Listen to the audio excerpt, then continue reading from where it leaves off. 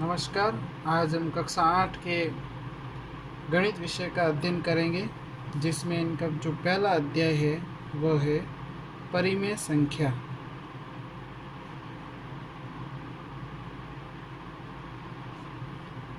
अब क्या होती है परिमेय संख्याएं?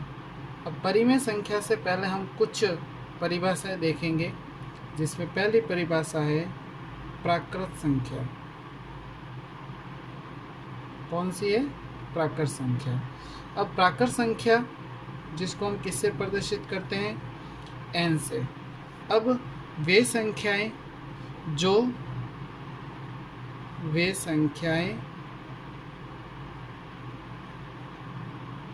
जो कहाँ से शुरू होती है? 1 से शुरू होती है। कहाँ से शुरू होती है?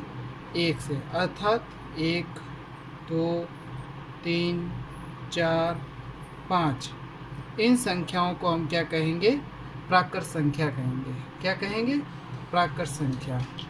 अब इसी के अंतर्गत दूसरी है, वह है पूर्ण संख्या। कौन सी है?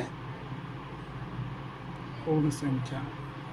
जब हम गिनती शुरू करते हैं तो गिनती शुरू करने के अंतर्गत हम क्या करते हैं? कैसे लिखते हैं? 0, 1, 2, 3, 4, 5, 6, 7, 8, 9। तो अब देखो, अब जब गिनती पूर्ण करने के लिए हमें इसमें किसकी आवश्यकता पड़ती है? 0 की। किसकी आवश्यकता पड़ेगी? 0 की आवश्यकता पड़ेगी। तो हम क्या करते हैं? इसमें जब शून्य को जब जोड़ दिया जाता है, किसमें? प्राकृत संख्या में 1, 2, 3, 4, 5। जब प्राकृत संख्या में हम शून्य को जोड़ देते हैं तो वो क्या हो जाता है?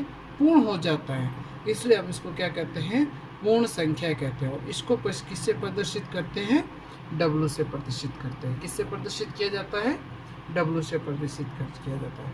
इसी प्रकार से अगली है, वह है पूर्णांक संख्या। अब आप देखोगे तो इसमें देखो 1, 2, 3, 4, 5 ये सारी आ गई। अब इसमें इन संख्याओं के साथ में क्या आ गया? 0 आ गया। ये क्या हो गई? पूर्ण हो गई। इसलिए अब इसको पूर्ण संख्या कहेंगे। अब हम देखते हैं कि इसमें जैसे 0, 1, 2, 3, 4, 5 ये हमने लिख दी। लेकिन इन संख्याओं के अलावा भी कुछ संख्या होती है, और वो किस में होती है? ऋणात्मक होती है। कैसी होती है? ऋणात्मक। जब ऋणात्मक और धनात्मक दोनों संख्या आ जाती है तो ऐसी संख्याओं को हम क्या कहते हैं? पूर्णांक संख्या कहते हैं। क्या कहते हैं? पूर्णांक संख्या। ऐसी संख्या जो ऋणात्मक तथा धनात्मक दोनों होती है तो उसको हम कहते हैं पूर्णांक संख्या। और पूर्णांक संख्या को I से प्रेजेंट करते हैं या I से प्रदर्शित किया जाता है। ऐसी संख्या जो धनात्मक तथा ऋणात्मक होती है। परिभाषा लिखेंगे तो ऐसी संख्या जिसमें धनात्मक तथा ऋणात्मक दोनों प्रकार की संख्या पाई जाती है। दोनों प्रकार की संख्या होती है तो उसको हम क्या कहते हैं? उसको हम कहते हैं पूर्णांक संख्या। क्या कहते हैं? पूर्णांक संख्या। और पूर्णांक संख्या को किससे प्रदर्शित किया जाता है? I से प्रदर्शित किया जाता है। किससे प्रदर्शित करते हैं? I से। अब हम एक भी ध्यान से देखेंगे तो प्राकृत संख्या क्या होती है? n होती है। किससे? 1, 2, 3, 4 लिखा हमने, तो ये क्या है? n है। क्या हो गया? n। अब जब हमने इसके साथ में 0 इंक्लूड कर दिया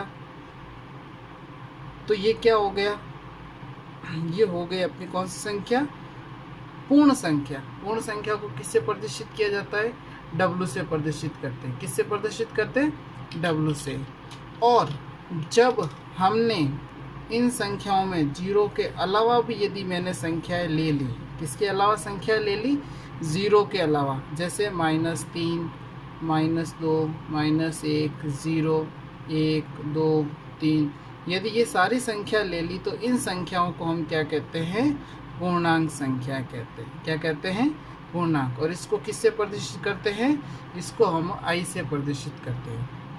हम क्या देखते हैं, हाँ यहाँ आप देखेंगे तो यहाँ ये होता है, देखो n प्राकृत संख्या है वो है 1 2 3 4। अब w है, जब उसके साथ में 0 लगा दिया जाता है तो ये तो प्राकृत संख्या और इसके साथ में 0 लगाने पर ये क्या बन जाती है, पूर्ण संख्या बन जाती है, और जिसको हम किससे प्रदर्शित करते हैं, w से प्रदर्शित करते हैं। और w का अर्थ यहाँ पे क्या, होल नंबर, क्या होता है, होल नंबर। और ये है इसकी कौन सी संख्या, प्लस और माइनस, धनात्मक और ऋणात्मक क्या कहलाएगी, इसकी धनात्मक और ऋणात्मक, इसका कहलाती है पूर्णांक संख्याएं। अब हम बात करते हैं किसकी, अपने परिमेय संख्याओं की। किसकी बात करते हैं, परिमेय संख्याओं की। अब किसे कहते हैं परिमेय संख्याएं, परिमेय संख्याएं कहते हैं वे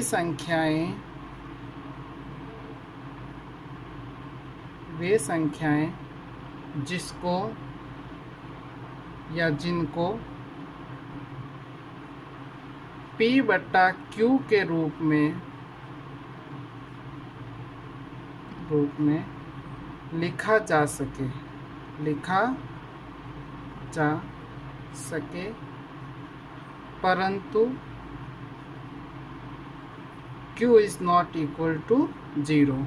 मतलब कौन सी संख्याएं, वे संख्याएं जिसको हम p/q के रूप में लिख सकते हैं, परंतु उसमें q का मान किसके बराबर नहीं होना चाहिए, 0 के बराबर नहीं होना चाहिए।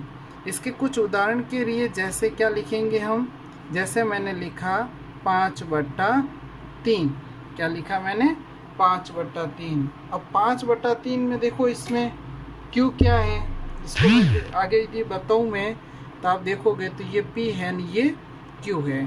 तो q का p का मान कितना हुआ, 5, q का मान कितना हुआ, 3। तो क्या q 0 के बराबर है, क्या q 0 के बराबर नहीं है। इसका अर्थ क्या हुआ कि 5/3 एक कैसी संख्या है, परिमेय संख्या है। कैसी संख्या है, परिमेय संख्या है। इसी तरह से मैंने लिखा 3/4 कैसी संख्या है, परिमेय संख्या है। मैंने लिखा 1/2 कैसी संख्या होगी, परिमेय संख्या होगी। कैसी संख्या होगी, परिमेय संख्या। क्यों, क्योंकि इसमें q का मान 0 के बराबर नहीं है, q का मान 0 के बराबर नहीं है। यदि q का मान 0 के बराबर हो जाता है तो ये परिमेय संख्या नहीं होगी।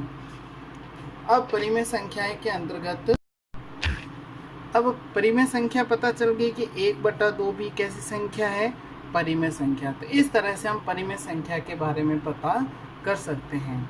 यदि अपने पास में, जैसे मैं एक प्रश्न लूँ कि इनमें से हमें बताना है कौन सी संख्या परिमेय संख्या है और कौन सी संख्या परिमेय संख्या नहीं है, तो प्रश्न के रूप में बताने के लिए जैसे मैंने लिखा 3/7, 4/5, 1/2, 3/2, 4/0, 5/3, 4/6। अब इसमें हमें मुझे देखकर बताओ कौन सी संख्या परिमेय संख्या है और कौन सी संख्या परिमेय संख्या नहीं है। यदि परिमेय संख्या है तो उस पर राइट लगाएंगे और परिमेय संख्या नहीं है तो उस पर क्रॉस लगाएंगे। जैसे कुछ एक एग्जाम्पल मैं बताता हूँ, जैसे 3/7, क्या ये परिमेय संख्या है? देखो इसमें ये p, ये q का मान 0 है, नहीं है, तो ये परिमेय संख्या है। इसमें भी q का मान कितना है, 5 है, तो ये परिमेय संख्या है। इसमें 2 है, परिमेय संख्या होगी। ये भी परिमेय संख्या होगी। ये परिमेय संख्या नहीं होगी। क्यों नहीं होगी? क्योंकि इसमें q का मान किसके बराबर है, 0 के बराबर है, इसलिए ये परिमेय संख्या कतई नहीं हो सकती। ये परिमेय संख्या है और ये भी परिमेय संख्या है। तो इस तरह से हम परिमेय संख्याओं के बारे में पता कर सकते हैं। अब बार बार जो अपने पास में आ रहा है कि p और q है, क्या ये p और q? p है उसको कहते हैं अंश और q को क्या कहा जाता है, हर। सीधी बात ये कहें कि ऐसी संख्याएं या वे संख्याएं जिसको हम किस रूप में अंश या हर के रूप में लिख सकते हैं, ऐसी संख्याओं को हम क्या कहते हैं? परिमेय संख्याएं कहते हैं। तो आगे आने वाली क्लास में हम परिमेय संख्याओं के क्या भेद होते हैं, परिमेय संख्या किस प्रकार की होती है, परिमेय संख्याओं में कौन कौन से तत्समक होते हैं, इन संख्याओं को कैसे हल किया जाता है, संख्या रेखा पर कैसे निरूपित करते हैं, तो वो हम इसमें देखेंगे। धन्यवाद।